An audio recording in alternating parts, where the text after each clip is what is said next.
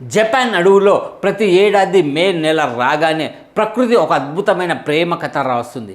అడవంతా గులాబీ రంగు పువ్వులతో కలకలలాడిపోతుంది. ఆ పూలు గాలికి రాలి పడితే భూమి మీద పింక్ కార్పెట్ పరిచినట్టుగా కనిపిస్తుంది.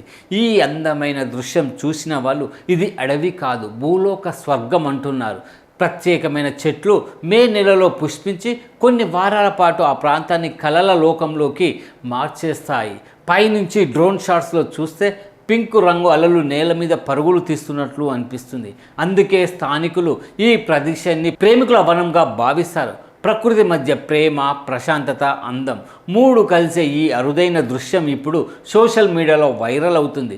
ప్రపంచ నలుమూలల నుంచి పర్యాటకులు ఈ పింక్ కార్పెట్ని కల్లారా చూడటానికి జపాన్కు చేరుకుంటున్నారు. మనుషులు సృష్టించే అద్భుతాల కంటే ప్రకృతి సృష్టించే ఈ రంగుల మాయాజాలం ఎంత గొప్పదో ఈ అడవి మరోసారి నిరూపిస్తుంది.